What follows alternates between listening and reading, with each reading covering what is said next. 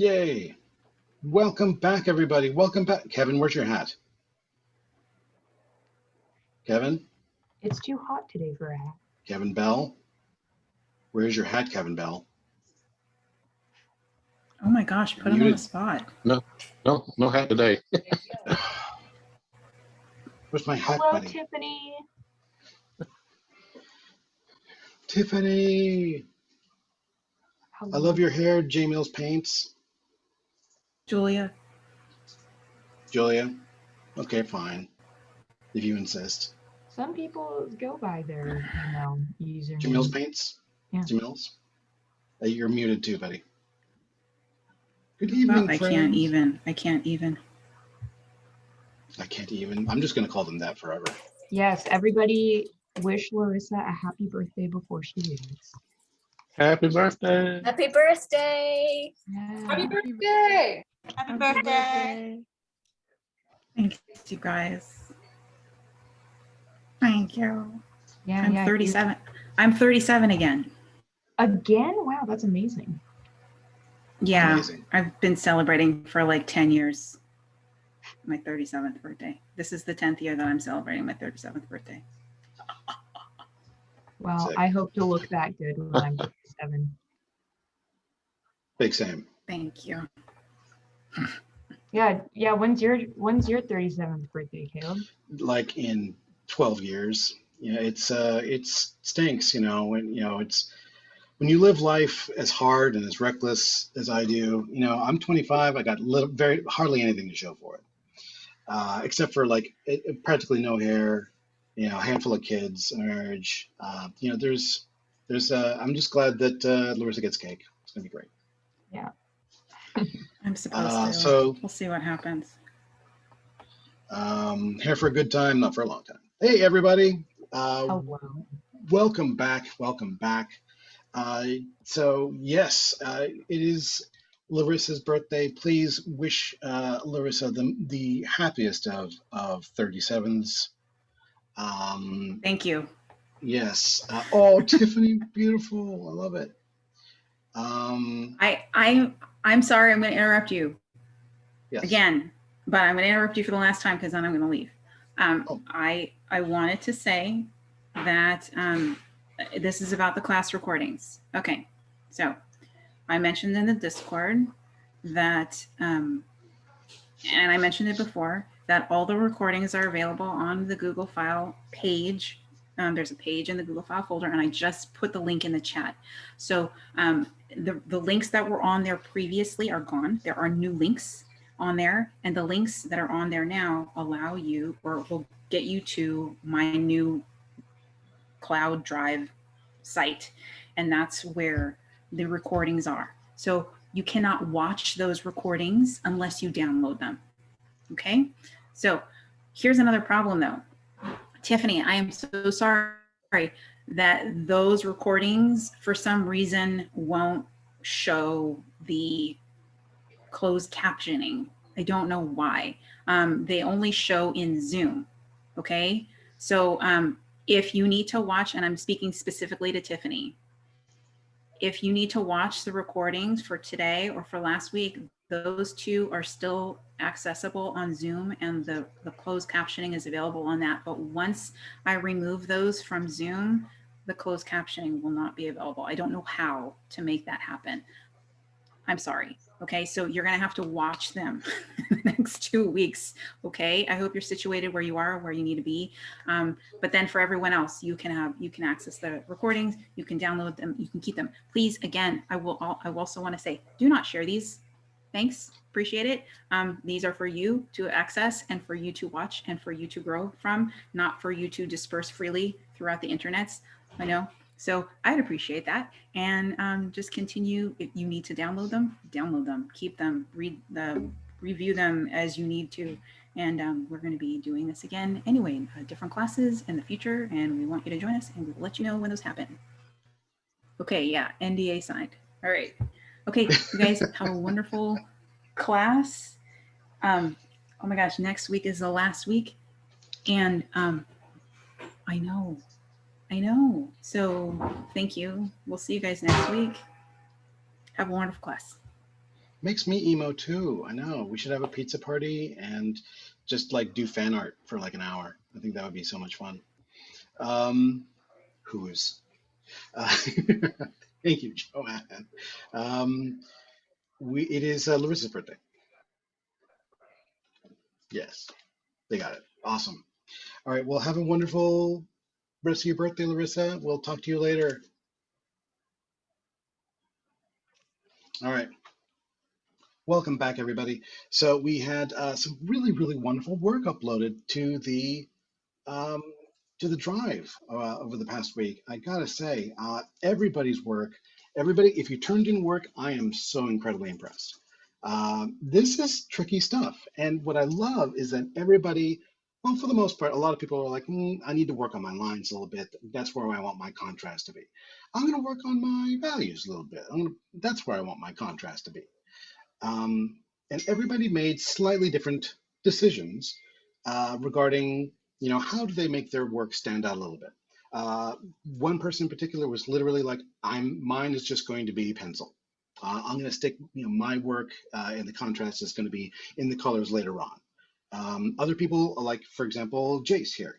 Jace Evers, I was there literally like, since mine is so simple and going to be shape based, it's going to be mainly, it's going to be mainly values. I can see your brains working, and it makes me really, really happy to sort of see what creative decisions you're using to solve these little equations. There's no wrong way to do this, as long as you're doing something that feels honest, that feels like it's the kind of story you want to tell in the way you want to tell it. We've gone over a bunch of different ways of doing this, and to be honest with you, I'm just so, so happy that so many of you are jumping into the deep end head first and taking some really fun, creative gambles. But we've got a big class today. We're going to be working on colors.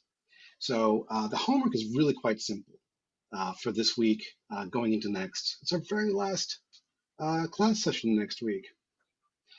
But it's going to be a good one, and you all, of course, are welcome to stick around in the Discord, continue to add things to your work, build it up. Um, colors are, we've already gone over a little bit about why colors work the way they do, about color theory, stratagems you can use to simplify your choices. What I really want you guys to do now is experiment how you want to employ them. A lot of you are going to be like, I'm familiar with digital, I'm going to stick with that. Great. I'm familiar with watercolor or pencil, I'm going to stick with those. Awesome. But I do want you to include some kind of, even if you want to do black and white, think about a way you can make it monotone, or think of like, remember the comic and the movie that was based on it of like Sin City, for example. You can be very, very specific Yep. about where you want to use color, even if it's like literally in one frame and we never see it again. Something very story or narrative specific. Um, think about something like that you could put into your story that we can catch a glimpse of and be like, and you can conjure a mystery. Ooh, will we ever see that again? Don't know. Finish your story. You don't need to finish by next week. All I really want to see is the beginnings of where your colors are. So if you can begin your color journey by next week, that will be that'll be really, really great, and it'll be satisfying for the evaluations. Okay, so before we get into that though, I'm going to show you, well, so for today, what I'm going to do is I'm going to show you a really quick little digital layer hierarchy of how I put my colors into Photoshop. It's one way of doing it. There are dozens and dozens of ways of coloring things digitally. Oh, question. If our comic is like Katana Comics, where it's black and white, can we make a color cover instead? Yes, absolutely you can. Please, please do. Yeah, even if it's like the majority of the world and the way I tell it will be black and white, but there will be like one specific little like snapshot or a beautiful little glory piece that I want to celebrate my story and make it full color. Do it, please. That would be so great. But before we get into color today, so I've got two demos for you. One is mainly just sort of like showing you how it works through Photoshop, and the second one is showing you how I approach colors using traditional media, in this case, watercolor. It's going to be, yes, Julia is. You changed your name. Julia is a big fan of watercolor. I know there are a bunch of watercolor fans in here. Watercolor can be a lot of fun. A lot of people, if you do it traditionally, it's a lot of work because it's all about layering. If you do it for comics, especially the way that watercolors have been approached in like the European styles, or especially like France and in Germany and places like that, what they call the bande dessinée, which literally just means comic strip style. It's very simple. You know, you just sort of like basically you sort of flat them out, but you use a brush. I'll show you guys what I mean. And look at that, Angel is doing watercolor for theirs. Yes. Okay. So yeah, we'll have a lot of things to share in a little bit. But before we do that, let's hop on over to Photoshop so that I can do a couple of draw-overs for some people that asked. Again, I got to tell you, some really, really great work. So this is Jace's adorable little scary pumpkin kid with their beautiful little ghost friend, ghost prince, princess, whomever. They got a crown, so they're royalty, ghost royalty. Jace, are you with us today? I am. Yes. Okay, so you said you needed help with this. I disagree. I think it looks pretty great, but you're like, they're supposed to be looking up and cast in shadow by the creature. Oh, in other words, okay, so here's the answer to your question. Here's the help you asked for. The first thing I want you guys to do, whenever you are deciding to put in a panel for your comic, the first thing you need to know is, okay, what stage in the story is this going to be? You know, what stage in the sequence? The second thing, where's the camera going to be? In other words, where is the horizon line going to be? You know, am I looking up? Am I looking down? In this case, since you're supposed to be looking up, I would call this a down shot, especially since they're meant to be kind of, you know, right next to each other, going zoinks, you know, as they stare into the crazy face of some, presumably some, you know, phantasmal horror that's popping out from the trees. Am I reading that right? Yeah, it's actually the hat character. Oh, it's just the hat. Okay. Yeah, Gotcha. I'm looking at it from the perspective of like a reader who doesn't know this character is about to show up. So it looks spooky, and then it's just their friend. Oh, it's literally just a floating hat. And you're like, oh. But you can imagine if this was a comic or a cartoon, there would be like some sort of like organ sting, like dun. Yeah, exactly. Literally, it's like a dog, but in the shape of a hat. So okay, so we've got. I don't know if we want to be looking this far up, but I mean, we can if we want to. Is this sort of like what you had in mind? Yeah. Okay, well, what you need to do if you want to do something like this is figure out, again, where that ground plane is. And sort of imagine a grid disappearing. And if you do that, then you can sort of figure out, okay, well, trees are growing perpendicular to the ground. There's, you know, because the action's kind of framed. And there's going to be a big shadow that's going to be sort of cast over our heroes, and it's going to be scary, and the audience is going to be like, oh no, are they going to get eaten? Oh wait, no, it's an adorable hat. I want them. Does that make sense to you? Yeah, I think my first thing is to just like zoom out. I'm always way too close. Well, especially if there's like a moment where the characters, where there's like a moment of terror, you know, or some sort of different, you know, some sort of different approach in the story. Now I'm jumping right into ink here. I know you're not really doing ink. This is sort of like I'm just putting it into how I might approach it. I just really love playing around with your guys' characters. One eye bigger than the other because he's like, oh, good. A ghost. Oh, wait, I'm a ghost or something. And then we've got beautiful little floaty crown. I messed it up. Like that. And then they're sort of floating off the ground, but they're right next to each other. And then we need some sort of, again, I'm trying to imagine how the light is falling on them, so it looks like they're staring up into something kind of spooky. Maybe I can put like a cutaway into the corner of the hat, or something that makes it look like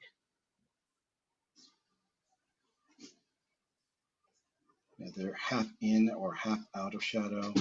Mm-hmm.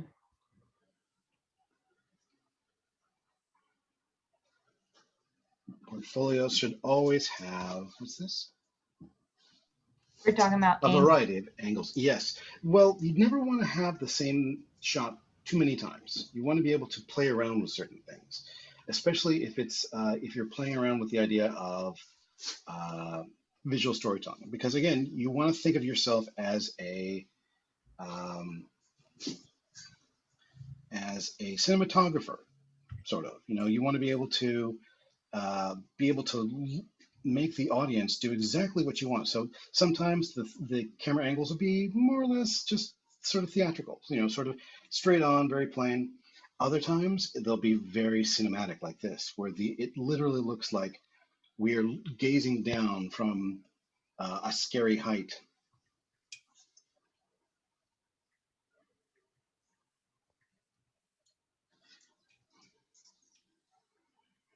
Or that these guys feel psychologically really small and insignificant compared to whatever they're gaping at. And suddenly, just when things are looking at their most bleak, out bounds this adorable little hat phantom.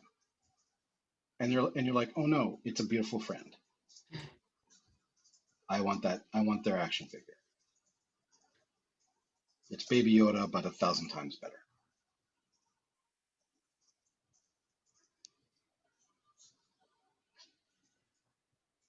Anyway, does that make sense? Yeah.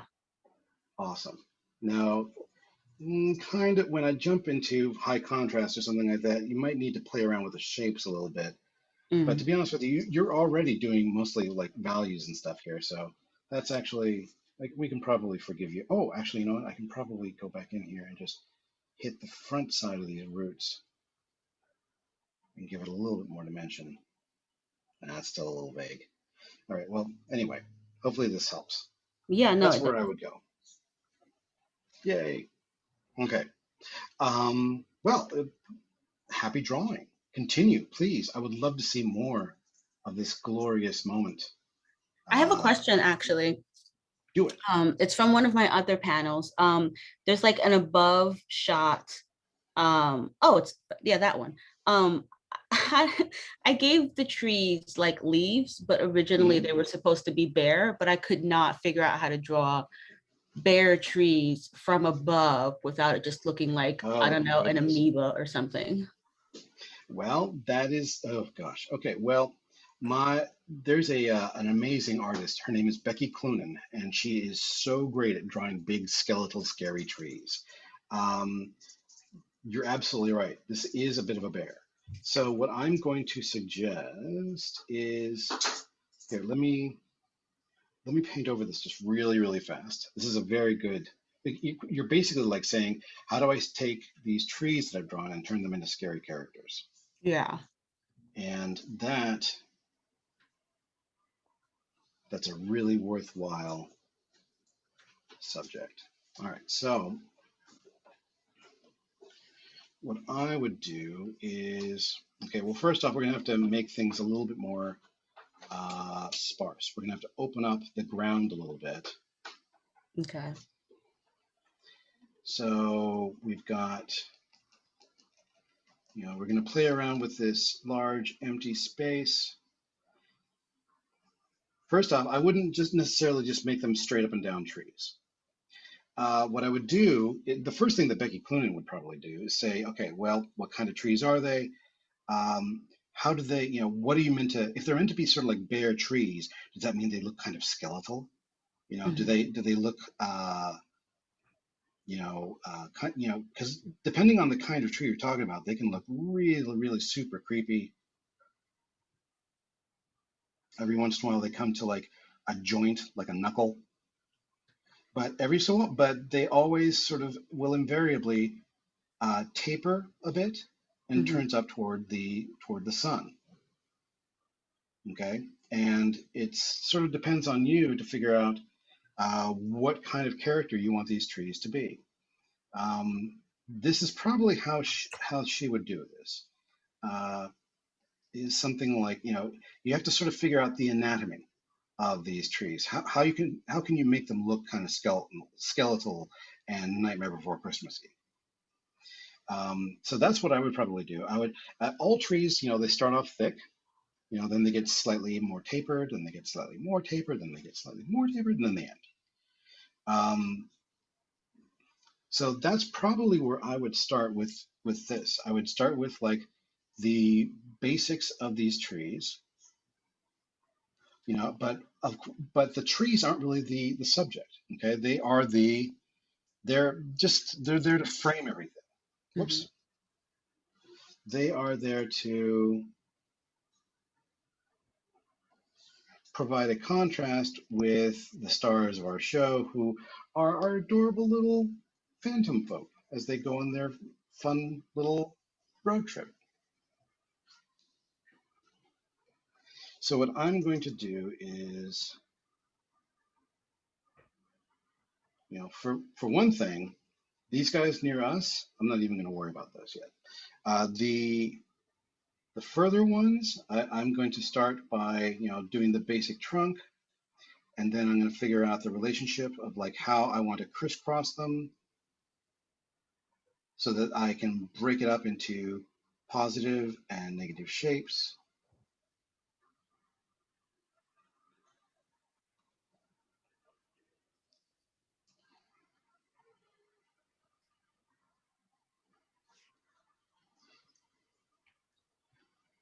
Not just tree shapes, and again, the more you put in, the easier it becomes. So here's a branch that's closer to the camera.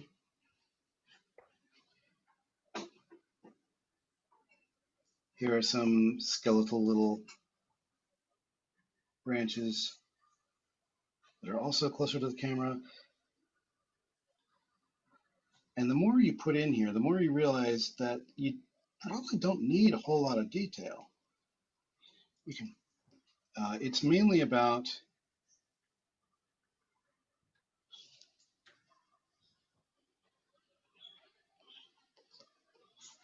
spotting your blacks, putting in your just providing some sort of contrast against the stars of the show, which are these guys.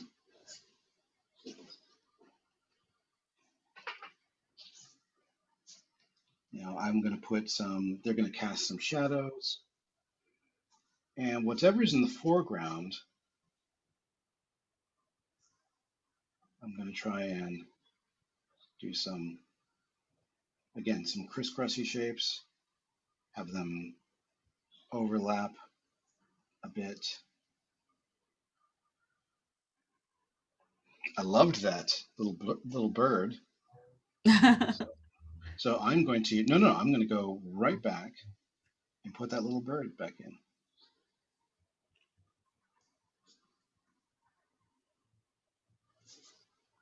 Because, it's not a scary moment. There are moments, it's whimsical.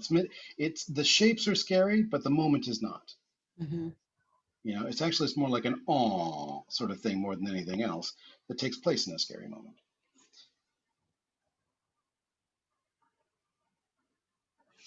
So more than anything else, let me see. I'm going to flip this really fast.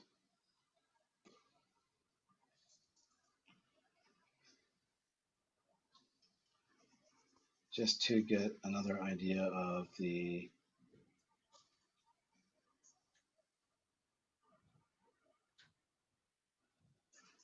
where I can lead the eye, sort of frame it a bit.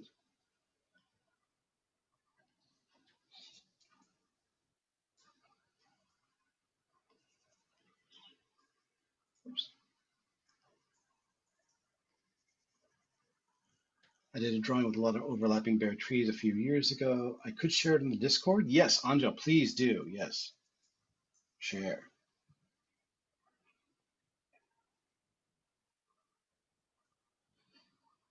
What's also great is that the shadows themselves could also have a little bit of the same kind of triangular shape language that you're putting into the foreground here, or rather not just foreground, but you know the focal plane. And instead of just what's also important is you need to figure out how they attach themselves to the ground. So put like rocks, grass, and you can always sort of just weld everything together with little nurnies, little bits of texture on the bottom.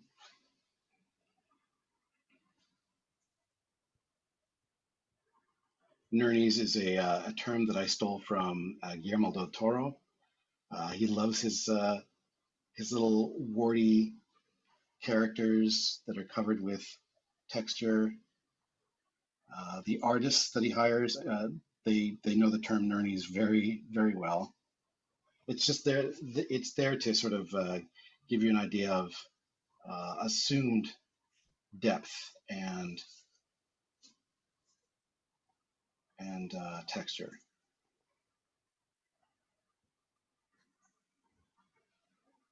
Anyway, does that make sense? Yes. Excellent. Sorry, I'm like nodding along and then I remember my No, camera's please off. do nod away. This is good stuff. I love questions like this. This is great. Well done. Um, and that way we can sort of follow them along. Now you may think, well, these skeletal trees aren't really that skeletal. You can make them look more hand-like. You can, you know, or maybe they need to look more whimsical. Maybe they look too scary. Well, that's great. Change things around. You know, take what I give you, or believe the whole lot. You know, and do it yourself. That's totally fine. But the way that the main important thing here is that we got lots of contrast because what we're really focusing on isn't the trees. They're there to highlight the road that our little buddies are taking. Okay, sound good? Yeah. Awesome. Thank you, Jace. Thank you. Everybody else sort of understand this? Okay, it's mainly just to sort of show you there's no real wrong way to do this. You know, all you need to do is remember that you're dealing mostly with just shapes. Yeah, and you can turn anything you want into a character. When you feel a little, you know, befuddled, or if you're, you know, if you're puzzled by an approach to something, remember how do you want it? How do you want to feel? How can you know? How does it relate to the story at hand? And go back to the very basics that we went through at the beginning of class. You know, so it's all going to be shape, proportion. You know, are these friendly trees or are they scary trees?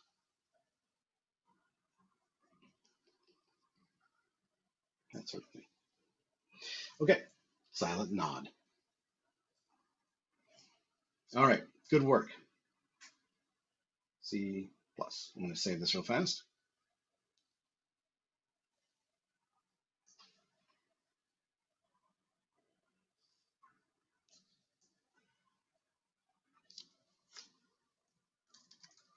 Oops. Hopefully I'll have enough time to get at least through a couple more of these. Ah, yes, here we go. All right, here's Hernanda. Hernanda went hard. Are you with us, Hernanda?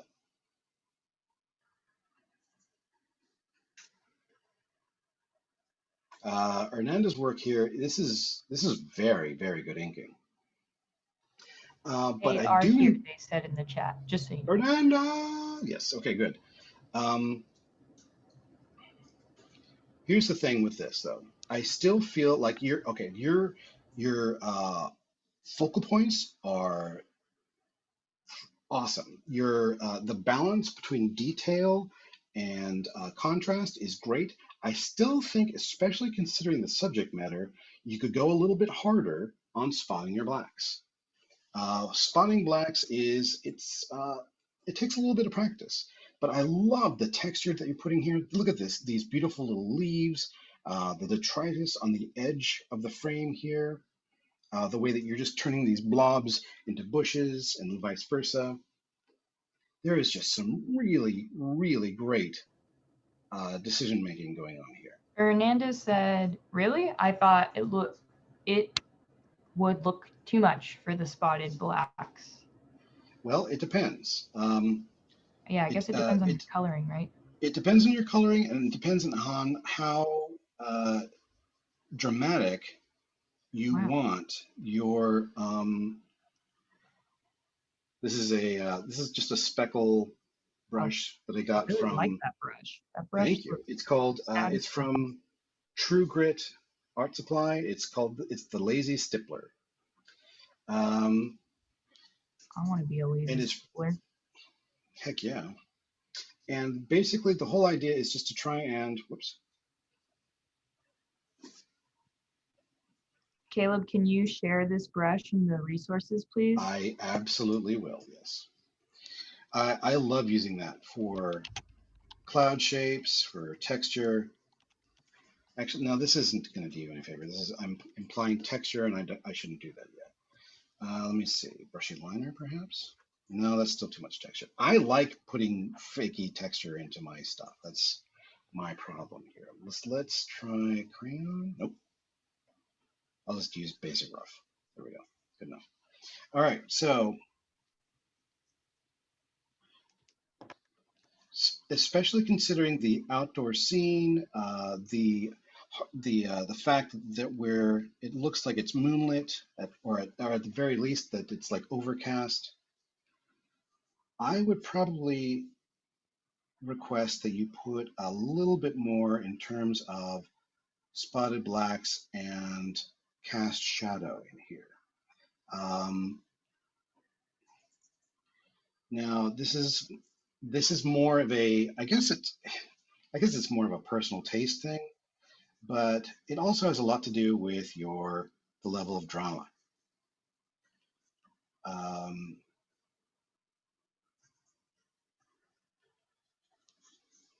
I kind of want, well, now these lines are a little chunky. Let me take it back a little bit. There you go.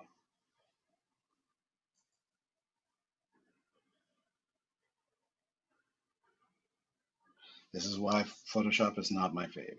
If this were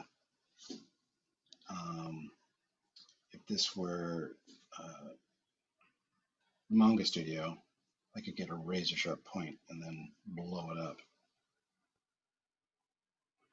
Maybe something. No, that's watercolor. I'll just leave it alone.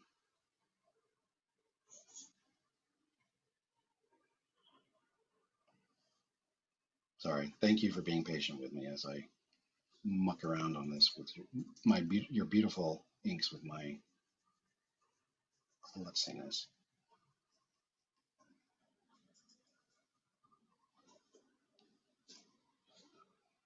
Mainly just so that we have a little bit more contrast in terms of the background versus foreground. It's mainly stuff like this, where I really want to see, I want to see the nose emerge from underneath the hat. I want to see the tears pop out against the shape of the hat as well. I want more shadow underneath the hat. And then what I can do is I can just hit that edge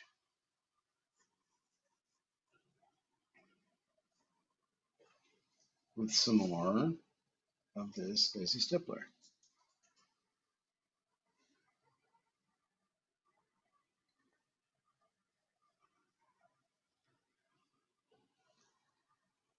Yeah, Carmen Sandiego, big time. uh, and then I'm going to do the same thing underneath the throat.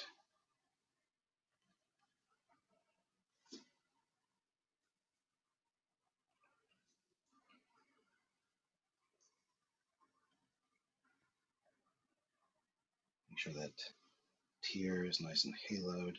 Put a nice contrasting shadow from the collar. Get that collar to pop off a bit more. I'm trying to get my lines to taper. Not easy in Photoshop.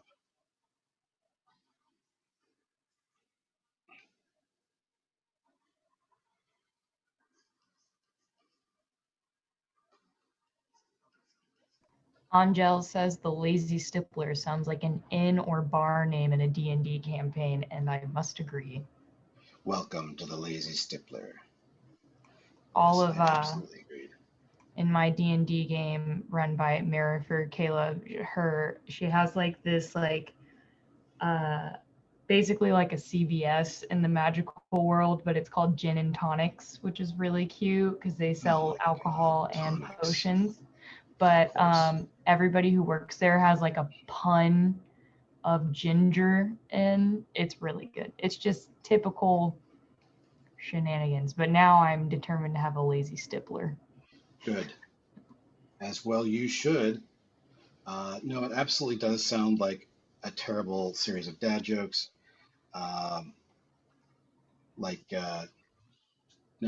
There was one in a, for those of you that don't know, D&D is a game played only by nerds, which is why I play it, which is why Eden plays it.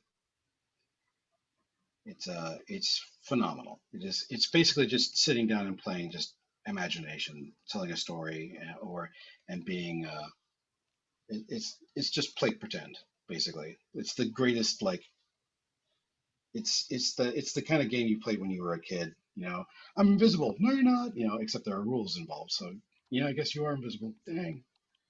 I'm gonna call you out because Jace called you out. Caleb. Wait, what do you mean? Jay says, I love how 10 weeks in, Caleb still thinks he's the only nerd. And I was like, yeah, Caleb, move. You've made your career being surrounded by other nerds. I'm trying to kill off as many cool people as possible. So basically, so I'm always surrounded by nerds. And the way I do it is by inducting them into the world of tabletop role-playing games. So instead of going out and doing dangerous things, you guys stay home and just drink lots of Mountain Dew and just have lots of fun with your pals. Do not drink Mountain Dew. Please drink water. Okay, just drink water and but you got to have something with your pizza. That's the idea. This is coming from someone whose dad is probably like 75% Mountain Dew in his like body chemistry. So I'm like begging you. Oh wow. Yeah, Angel, that face is correct to me. If you're wow, okay. No, I have family members that are about 75% Dr. Pepper, so I know what you mean. Okay, anyway, so the idea here is all I'm trying to do is kind of up the drama, and I don't want it to get lost too much. I might actually, if I were Hernanda, I might take back some of the low-lying branches and stuff, and just mainly stick to the bigger ones for the most part. If only just again, so or you can also do what's called putting in a halo, which is literally surrounding your character with kind of like a line of white. Basically, it's Rim Light, but for comics. A lot of comic artists say like, it's kind of cheating because you're using a trick to sort of like isolate contrast. Yeah, it is, but I know lots of people who do it. So that's a halo. But man, this is just, it's got so much good stuff going on here. You are at 341, Caleb, just so Thank you. know. I know I'm getting a little noodly. But anyway, I know it's fun. It's fun to hopefully work in there. it really, really is. I love this so much. It's so great. All I'm trying to do is pull the character away from the background. By putting in more spotted blacks, I feel like she's more rooted in the focal plane, especially if we plant most of those blacks in and around the focal plane and almost nowhere else.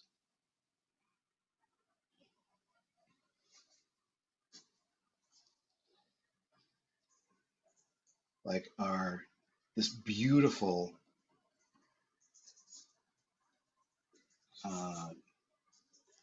gravestone.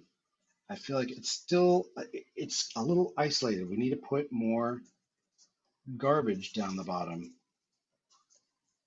Again, we're sort of we're simulating that ambient occlusion that I talked about a little bit in character design, where if the idea is that you cast shadows on yourself, you can get in the way of light, and therefore you can sort of like weld yourself to the ground plane using shadow.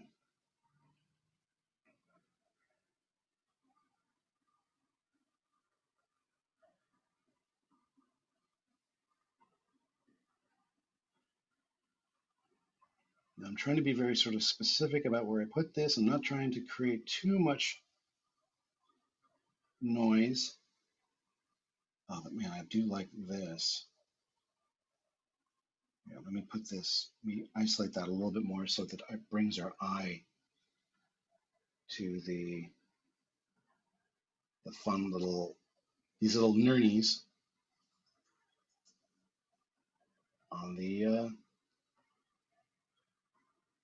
gravestone.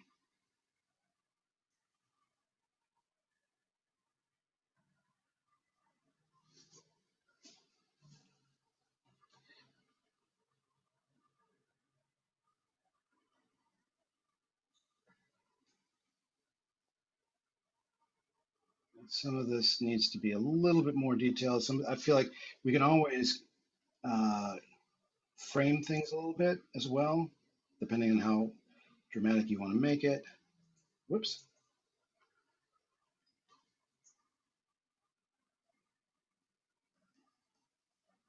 But I feel like this is a little bit stronger. Anyway, hopefully, Renanda, you're not taking this too personally or anything like that. But I just feel like the whole idea here is to create a little bit more drama, a little bit more theater. Um,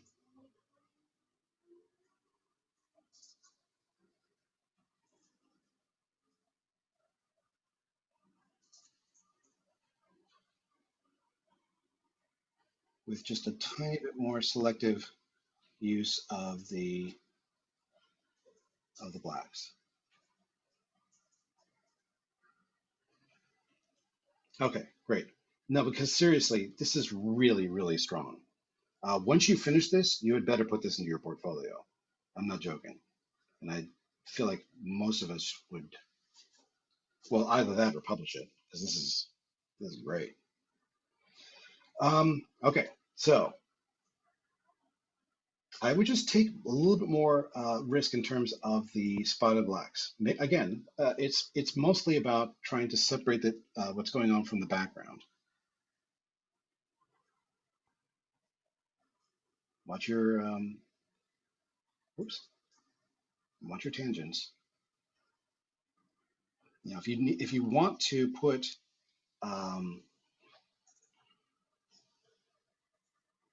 spidery limbs and things like that, you might be able to do something like that with shadow. But then again, you'd have to be pretty careful. You don't want to overwhelm. You have to be, again, you have to draw the eye around, not get it too busy. Anyway, that's where I would go with it. I'll leave it alone for right now, but this is fantastic work. Excellent job, Hernando.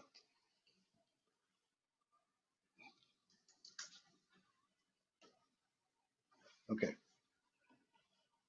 Now I've got more drawovers, more notes to give, but I feel like time's getting a little bit away from me. So I want to make sure that I jump into demos before I do anything else.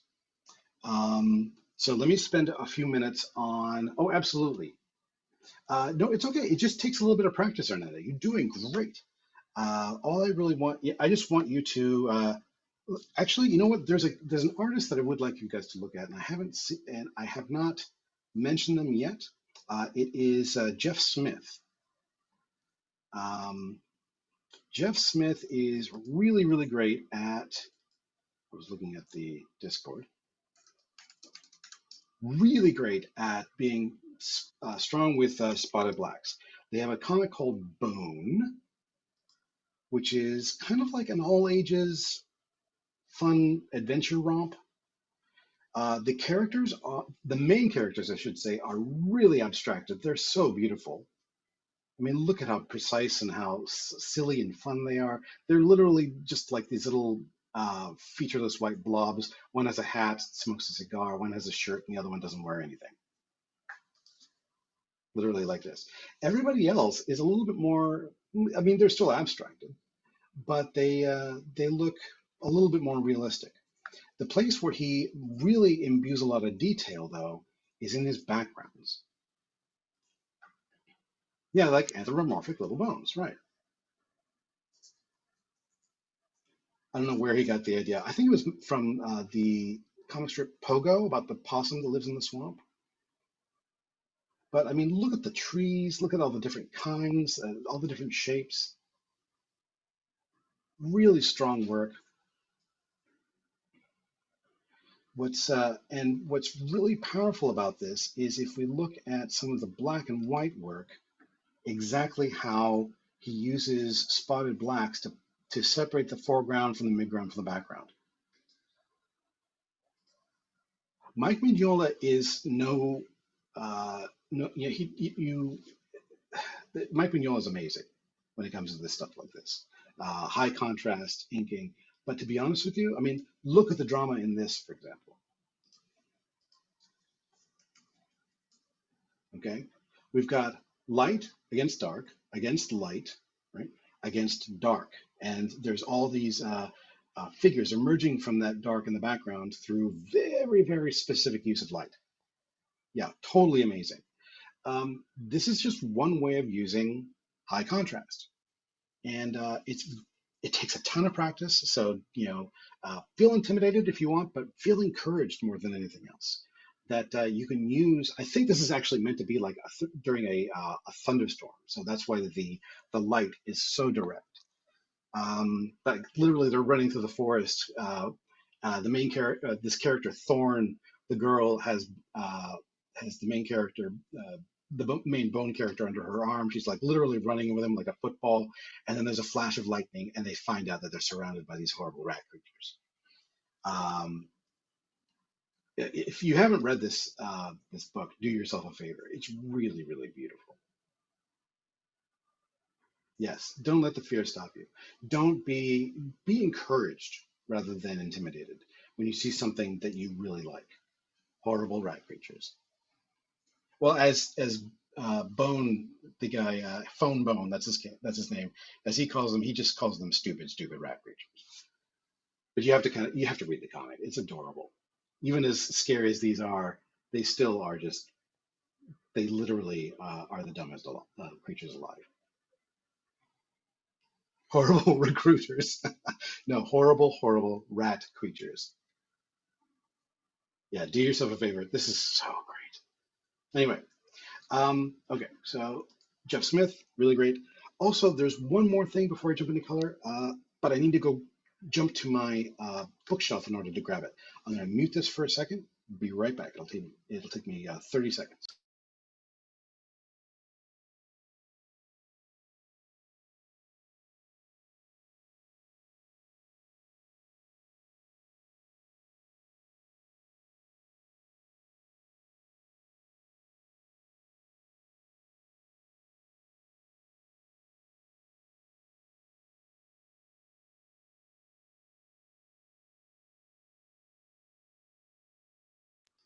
All right, we're back. Here's what I wanted to show you guys. If you do want to be encouraged to make as many adventurous little choices as possible with inking, get this book. Okay, this is Alfonso Dunn, pen and ink drawing. You can barely see it because of the clever background. Here you go. Pen and ink drawing. You can get it through Amazon. No, no, no, you're not gonna be poor. This is I think it's like a $15 book.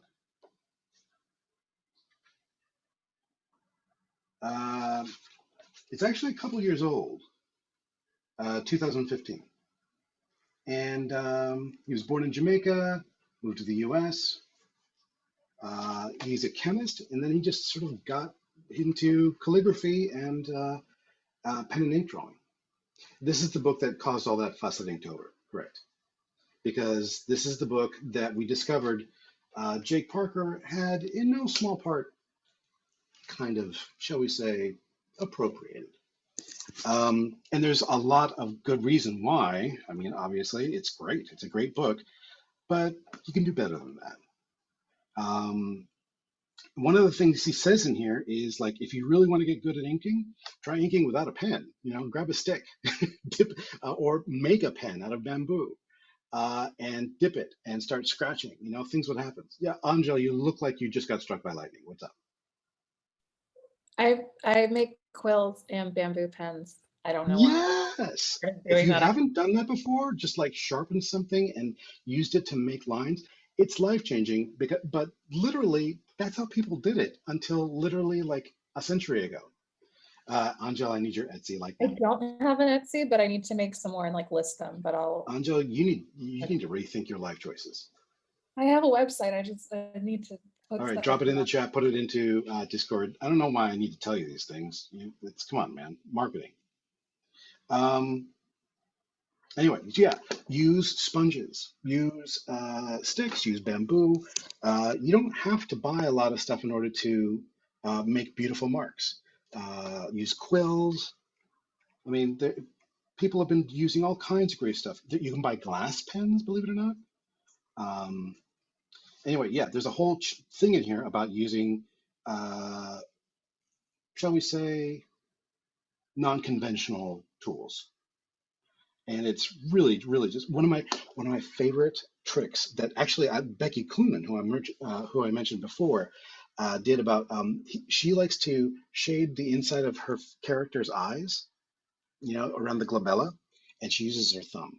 You know, she tips it into a bit of ink, and then she like uses that to shade in and around people's eyes.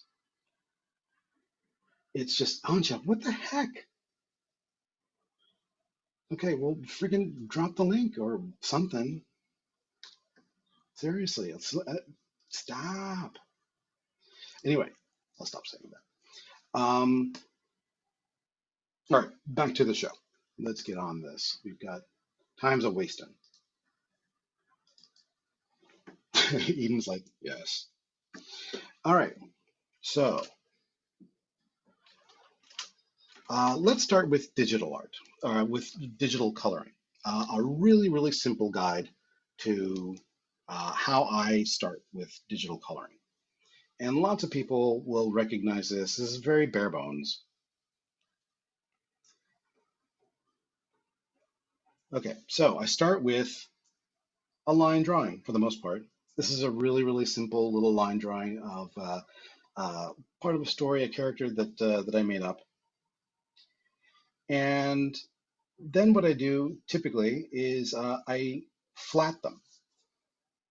All right, so what is flatting? Flatting is literally when you use a line creating tool, like the pen tool, or maybe like the lasso, or the magic wand, depending on how big, how powerful your lines are. Mine are not very strong at all, and you can see giant gaps and things like that here. Flatting is literally just creating a series of, and this is a terrible example of flatting. Just big shapes that are isolated by single colors, but there's enough contrast in them that if you wanted to use like something like the magic wand tool in Photoshop and select each one, it won't select any of the others. Okay? There's enough threshold between them that it'll select one at a time.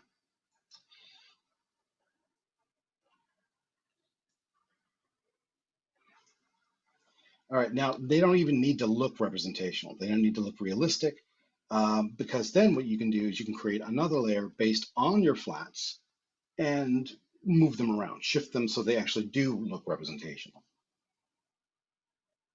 And it's totally offset here. I didn't even notice that. That looks, I don't know, I kind of like it, but it looks a bit crap.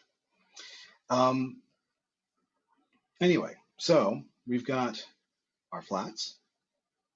Oh, let me start turning off these a little bit.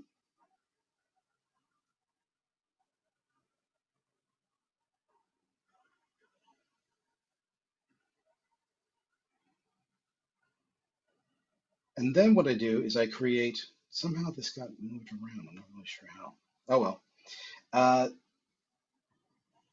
Then what I do is I create another layer on top of it where I lay down my my shadows. And a lot of people, you know, this is very basic stuff. And typically, if it's an outdoor scene like this, the shadows are going to be cool. Again, because it's what you're seeing is, you know, shadows aren't just black when you're outside. What you're looking at is the reflection of the sky bouncing off the ground and then filling the area of shadow that that isn't illuminated directly. Okay, so that's what shadow is for the most part. If you're outside, your shadows are going to be typically pretty cool. If you're inside, your shadows are going to be typically pretty warm. And then what I do is I create another layer on top of that where I drop some highlights. And that's, it's typically set to Dodge. This is a slightly older file. Typically what I hate to say typically all the time, I'm sorry. What I do mostly now for Dodge is I take black and I fill in the entire area with black. And then I set that to Dodge. And it has to be true black. It has to be like one, it's, what is black? It is 00000, right? And then remember, and if you can see here, it's still set to color Dodge. And you can either create a new layer and clip it to that Dodge layer and take any color you like and start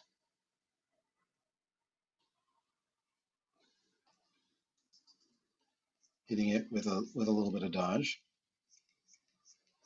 Dodge warms up any color you want. It's like, it's basically like the way that you would expose a photograph. So slowly you're sort of exposing it to light, and any color that you hit with color Dodge will get warmer. It'll start moving towards the orange and yellow. Anyway, but this is the sort of the way I'm doing it right now.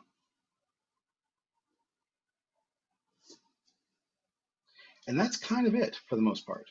If I want it, this is the way that this particular one is colored. It just is meant to sort of resemble. Here, I'm going to reset this because I think I nudged some things. There we go. All right, so we still have our flats.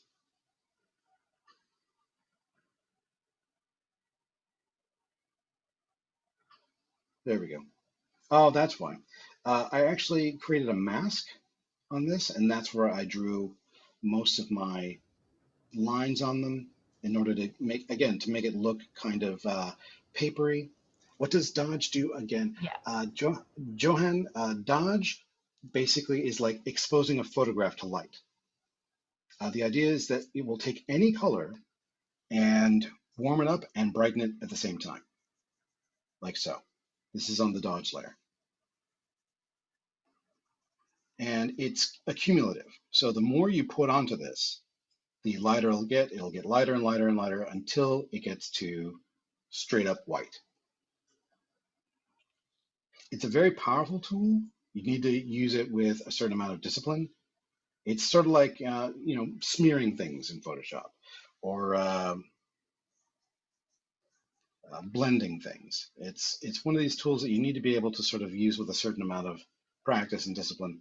But it's actually really good, especially if you're trying to emulate real light, or if you want to use something a little subtly, like for example, let's say I really want to give this kind of like an Instagram sort of look. So I'll pick the color of the sky, right? And I will, let's say, create a gradient from one corner from like the sky pointing down, and then I'll hit it with color dodge, and I'll turn it down a little bit. And what it does is, again, it just like in Instagram, it kind of, or whatever, it overexposes that area.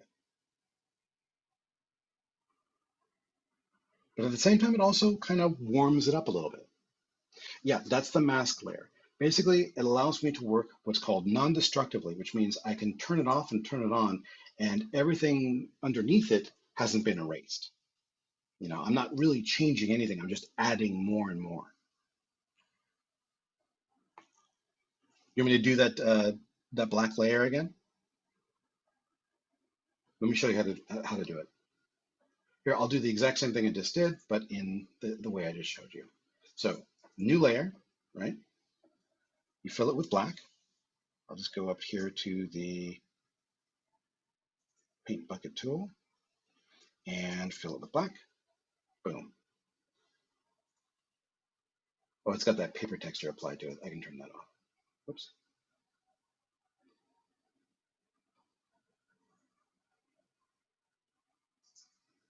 There we go.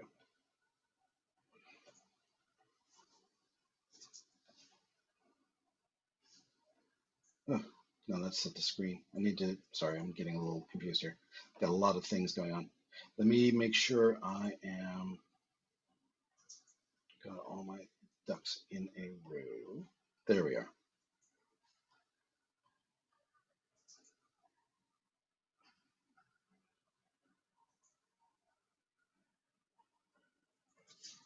Let's try that again. All right, so I take this black layer that I just made. I set the layer blending mode down to color dodge.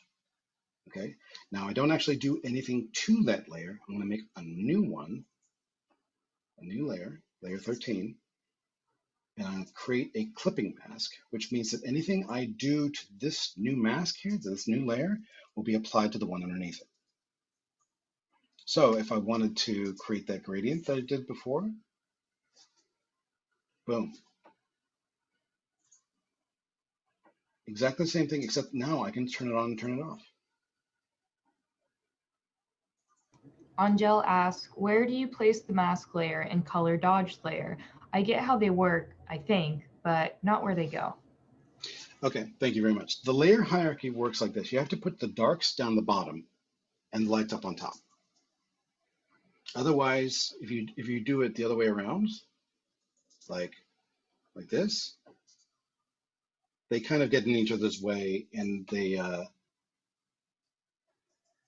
kind of will obfuscate each other. They will occlude each other is the proper term, I guess. The idea is that the darks will get in the way of the lights. That's just the way the digital art works. Most of these layers are opaque, which means that they have opaque pixels in them, and the one that's on top, the one that is the most opaque, is the only one you see. The layers have to work in tandem, and that's one of the trickiest things about working digitally, is that you have to figure out how to layer things so that they can unify your picture instead of getting in the way. But that's it. But believe it or not, Photoshop was developed to kind of mimic existing printing practices back in like the 50s, 60s, and 70s. What would be different between doing it this way versus doing the gradient on its own layer and setting that layer to color dodge. No difference. It would look exactly the same. The only difference would be that you wouldn't be able to change it once you set it. If you created a layer that's applied or something that has applied to a color dodge layer, then you can get in and you can massage things, you can muck around with things, and the color dodge layer itself remains the same. Again, it's what Eden said before, non-destructive digital art. It's tricky and it takes practice. Where do you place the mask layer and color dodge layer? Oh, I see which one. Yeah, I just answered that question. Layer hierarchy tends to work a lot like this. You tend to put the darker, more opaque layers down the bottom, and use the ones that are like more additive, where you darken certain things or lighten certain things, or where things act more transparently, like with a multiply layer, like this, or a dodge layer or a screen layer where things get lighter, like this. Tend to put that one on the top.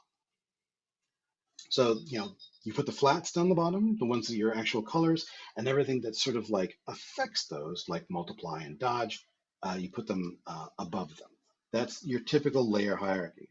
If you like, I can put this into since this is just a piece of art that I created for myself on characters that I made up, I can drop this into the resources folder. I mean, it's pretty basic, but if it helps, I'll happily share it. Gosh, I've had layer masks explained to me like a dozen times now. I think it'll actually be something I grasp. That's not true.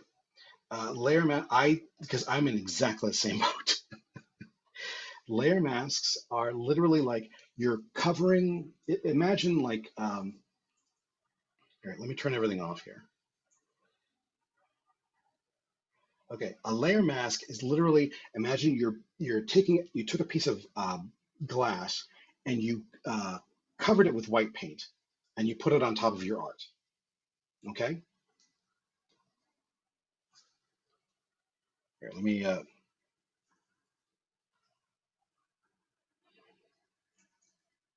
Like this. Okay. Now, what you can do if you wanted to reveal your art underneath, what would you have to do? You'd have to erase the white, right? Well, you can with layer masks, you can do it either way. You can erase the white by drawing with black, or like this. If I draw with white,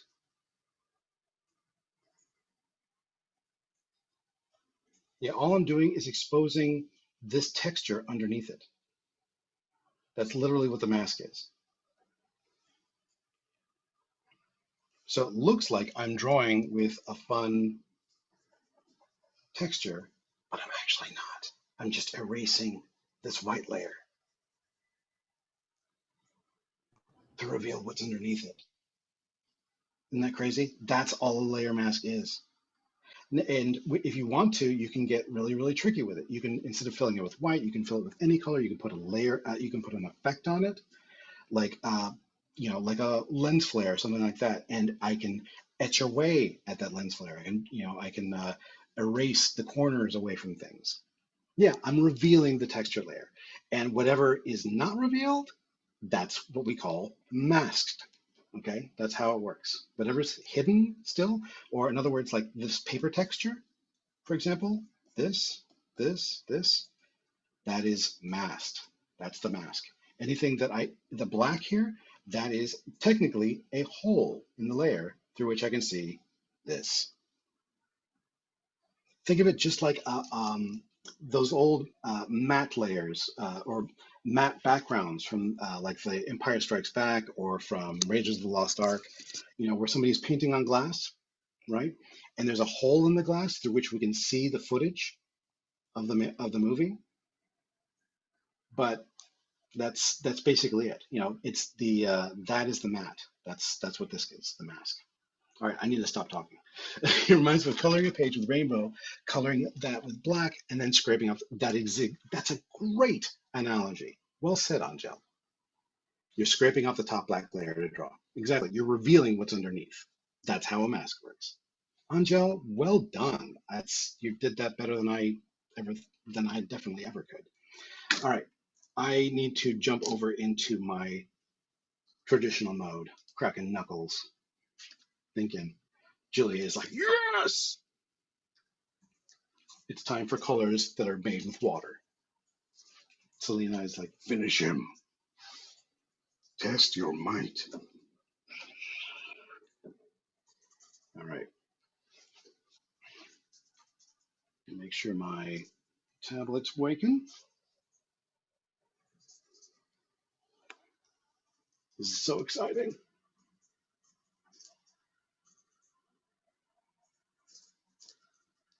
Oh, need to make sure that my thing is paired here. There we are.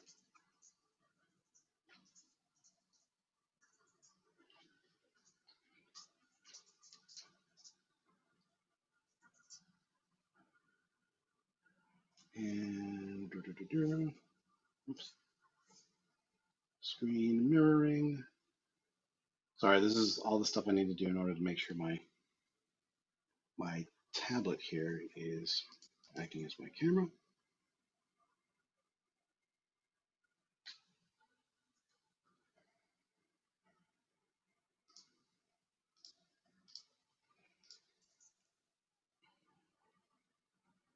And where's my streaming?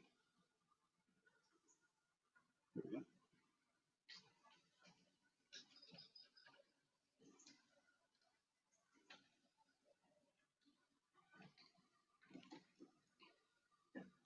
Thanks for bearing with me, guys. Okay.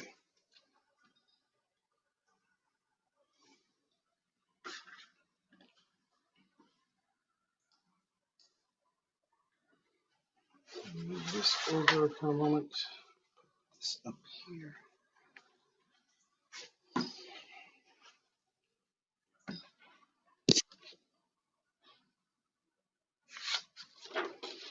All right, so what I've done is, there we go.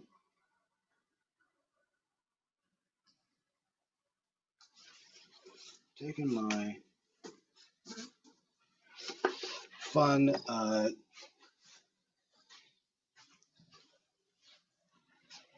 Sandman drawing from last week, and I've kind of traced it a bit onto a piece of watercolor paper.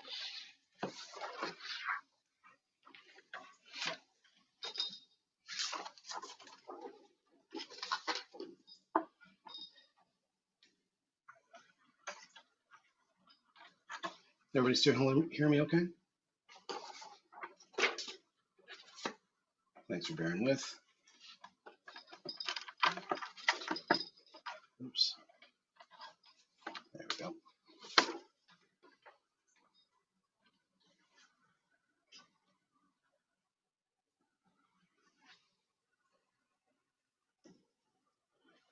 Just maneuvering things just a tad so I can get a slightly better picture.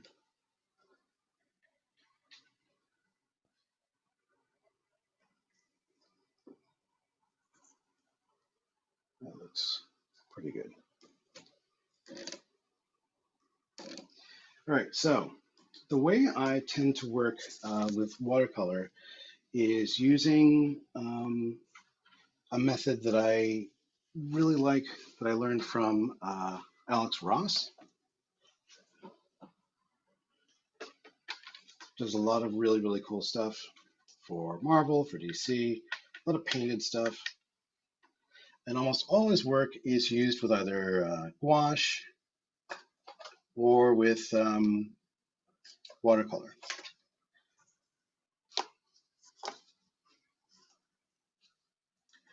For this, I'm going to try and use the simplest tools I can. Whoops. Dana asked you, did you print out the ink lines on a cellophane page? I did. I did. Julia Bill says bright green is my fave. bright green is your fave. I will avoid that like the plague. All right, so this is it's like a sky scene. So all I'm gonna do first is spray it a bit with a little bit of water. As you can see, I've used tape to kind of mask off my gutters.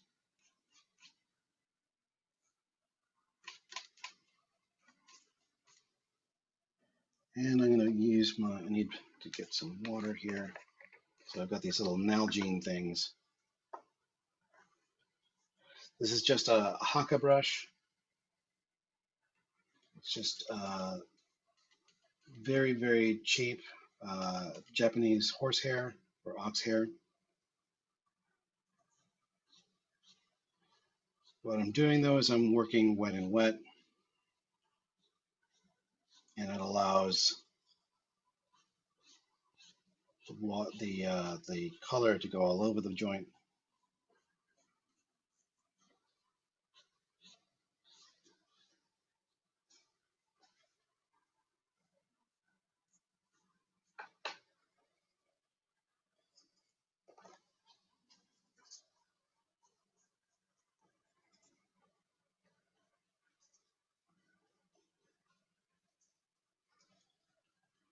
So that I don't need to worry too much about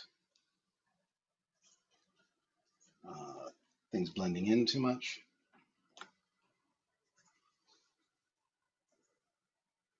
Let me take down the light just a hair because it's a little bright.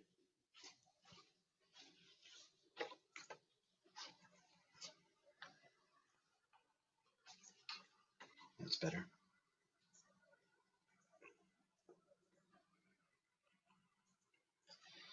Now, once the background's kind of in a bit, what I can do is,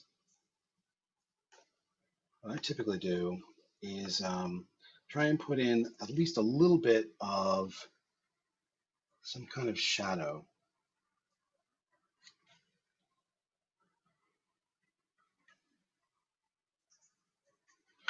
And since it's so cool in the background, what I'm going to try and do is give it a little bit of warmth.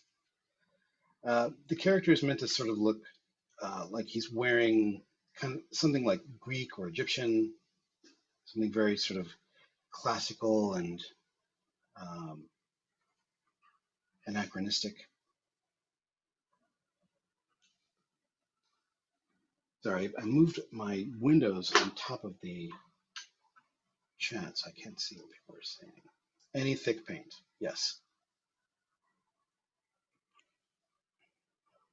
Anyway, what I'm going to do now, whoop, that's still not dark enough. I'm going to put a little bit more warmth in there.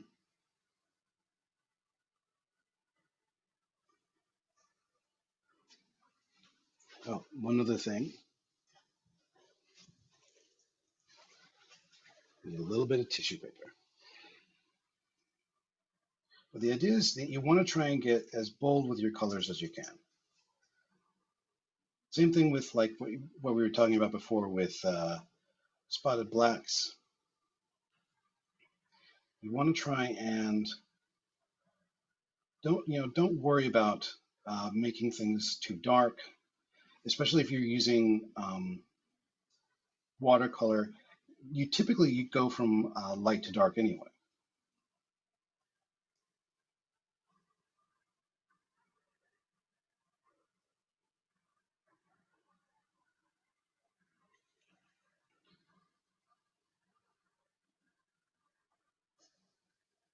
Especially using this method because it looks a little spare, a little sparse.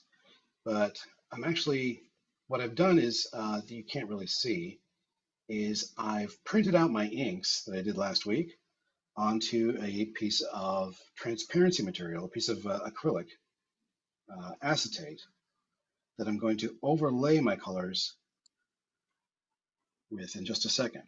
Essentially, I've created a analog Photoshop file. Whoops, this is a light board, so you can see what's underneath it.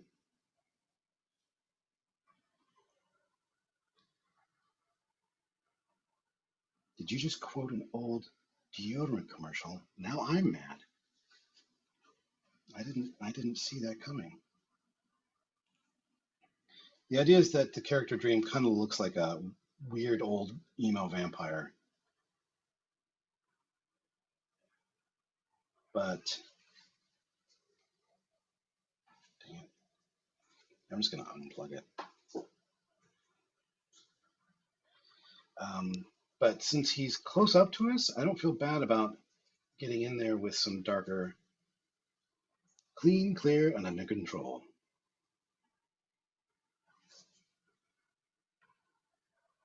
Beautiful, easy, breezy cover girl.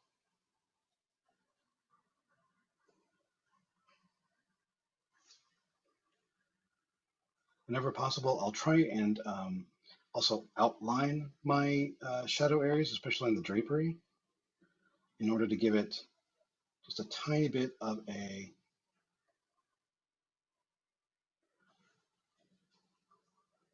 kind of like a Terminator shadow look, like a core shadow.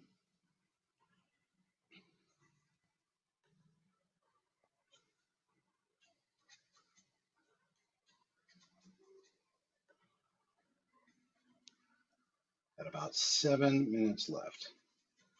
Hopefully this will be enough.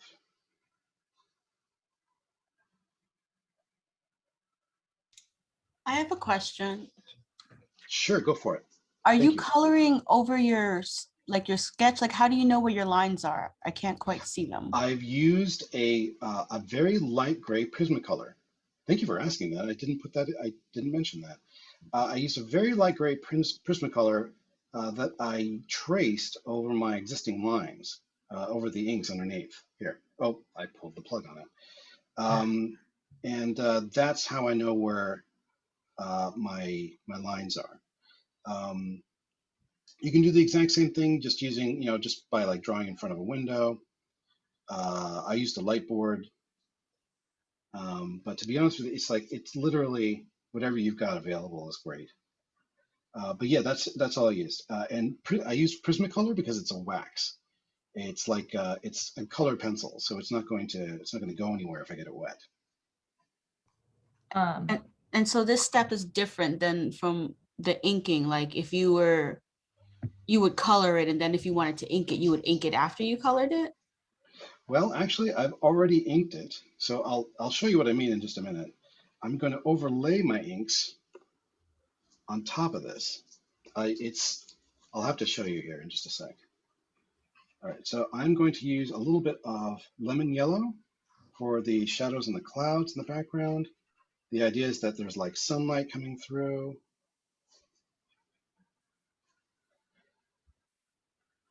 It's meant to be almost like a little religious moment. Wait, like, are you doing this, like, you can see the lines, right? Yeah. Okay, yeah. Yeah, with the just light a Prisma. little bit. Yeah, just again, yeah, it was just Yes, a little bit that's of it. light Prismacolor to sort of indicate where everything Yeah. is. If you like, here, I'll zoom. I'll bring the camera a little bit closer.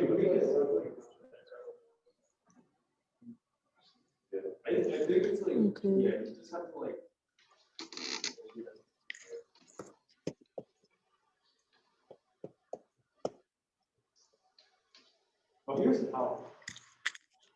There we go. All right, so we only have like 4 more minutes. So I'm gonna try and get this as nice and as dark as I can.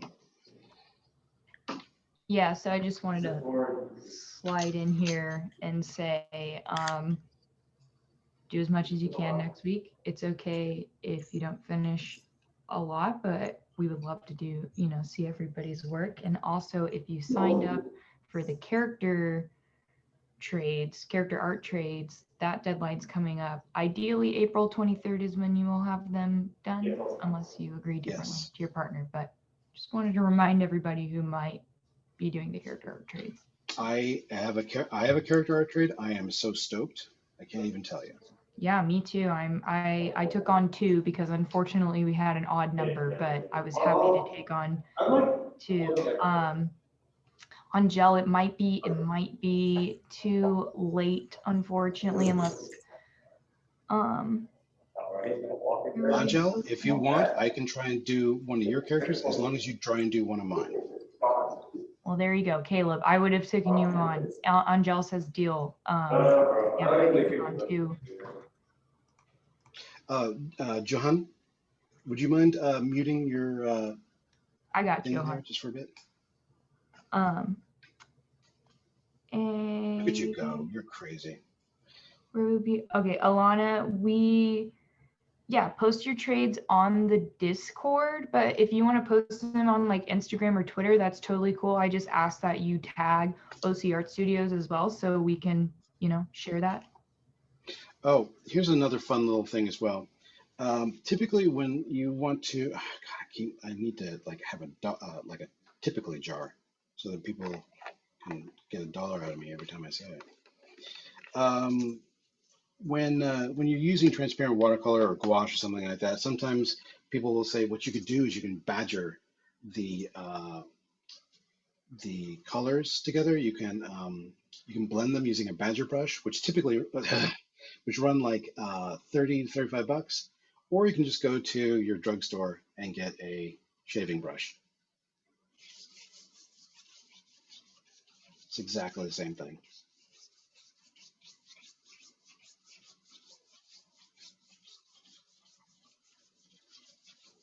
All right, so it looks pretty good. I still think I would like to push the colors just a bit further. I know we're running out of time here.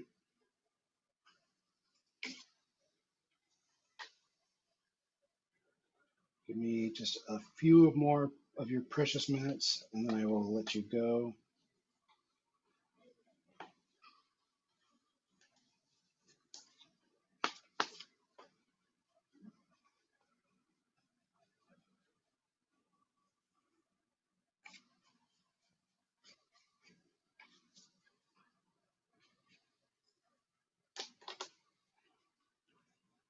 Badger, badger, badger, badger, badger.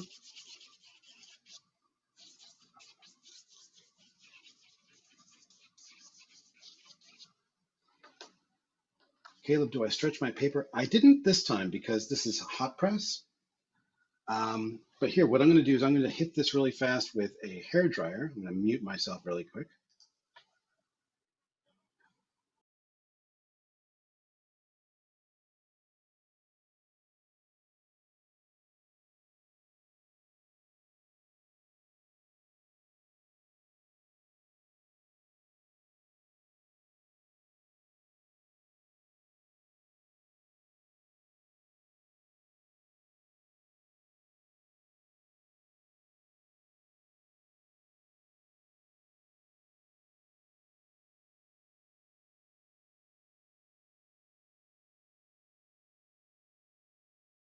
All right, that's not sorcery.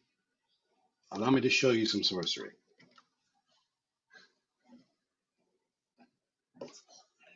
I know. I'm going to pick off my masking tape.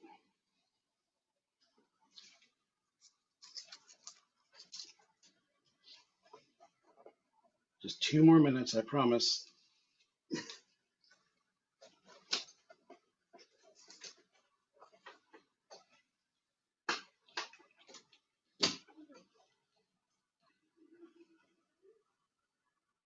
What I love is that you can get masking tape in different widths.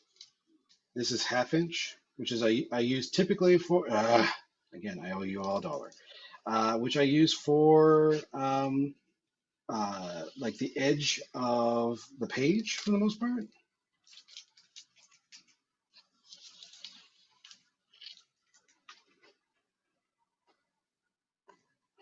And I also have a 1/4 inch wide tape. You can get it at any art supply store for the most part. I think, especially in different countries as well, any drafting area. And then, like so. As you can see, what we really needed to do was go harder.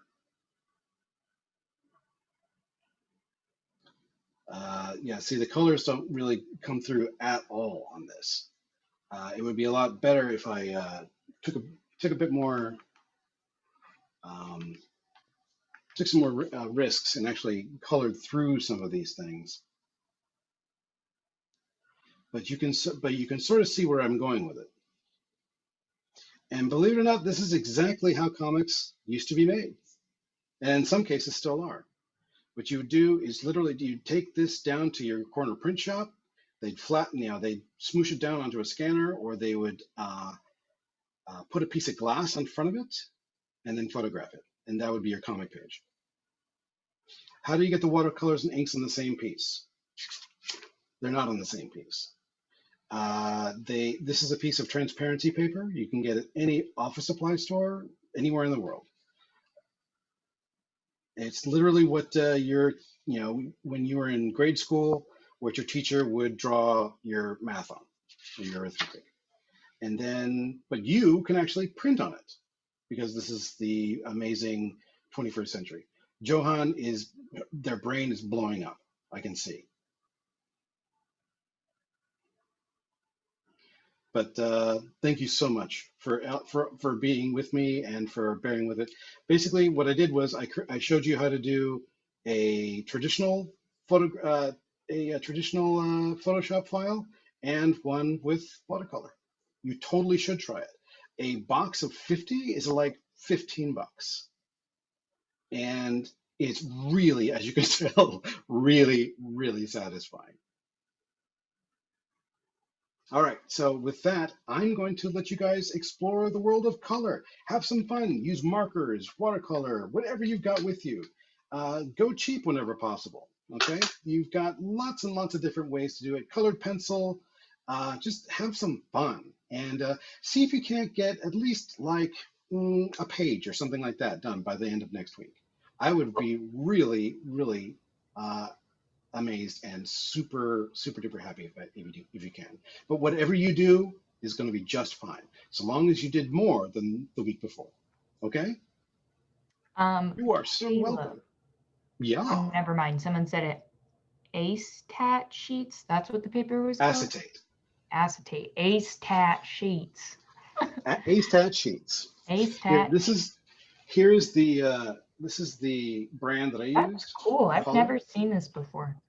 Yeah, it's transparency film. It's literally what your teachers use in grade school. This stuff is pretty quick to dry. It takes like a minute. There's one side of the sheet that has got like a vellum texture. The other side is smooth. The vellum texture is where you want your ink to go. Don't put it through a laser jet. There's special stuff just for that. You want it mainly just for like inkjet, or you can just take it down to your local printer and have them use it. Yeah, overhead projectors, right? Same here, same here. Is there a thick version that reminds me of Duralar? Yes, Duralar is a lot like is acetate, but it's I want to say 0.08 millimeters thick as opposed to this, which is 0.04. Nice. So yeah, you're absolutely right. And you can use Duralar for masking. You can use these things for all kinds of crazy stuff. But yeah, it is expensive. This is cheap, which is why it's fun. And Good for learning. Yeah, but it's good for learning. Use the expensive stuff when you feel ready for it. Why not? Why not? And yeah, you can absolutely do this as many times as you want. If you mess up the colors, that's fine. If you screw up the colors, throw it away.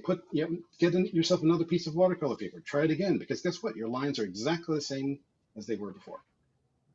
All right, I'm gonna let you guys go. Have some fun. The wonderful world of color. Oh wow, Anyway, fancy I know, fingers. right? Jazz hands. Jazz hands.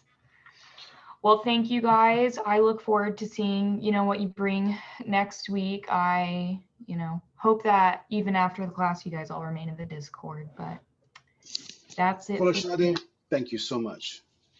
All of you, thank you so much for being such amazing students. I am so insanely proud of all of you.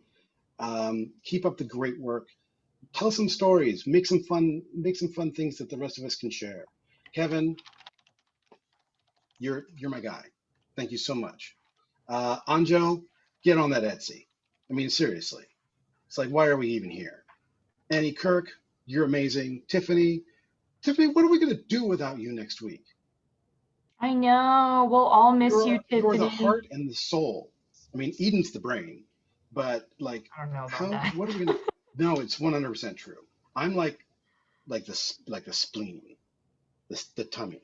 No, you're the throat. Can I be? No. You're the throat. Yeah. Okay. Sure. I'm the butt. Can we You still put the bother you butt on guys? yourself. I didn't say butt. I said throat. It's the same. Who's the mitochondria? Selena, you're the mitochondria. Yes, I know her flower. I can't take it. Tiffany, what are we gonna do without you? Anyway, have a great rest of your day. I'm gonna let you guys go. You've been very, very patient with me. Go. Have a great rest of your day and a great rest of your evening. You deserve it. Take a little bit of a break if you need it. Be good to yourselves. Drink water. You know, drink water, hydrate, practice self-care. Use this as a method of self-care if you like. What I would really love it is if you use this as playtime. Don't feel like it has to be perfect. I want you to feel like you had fun more than anything else. Just experiment. Have a good time with it, and hydrate so you don't dehydrate.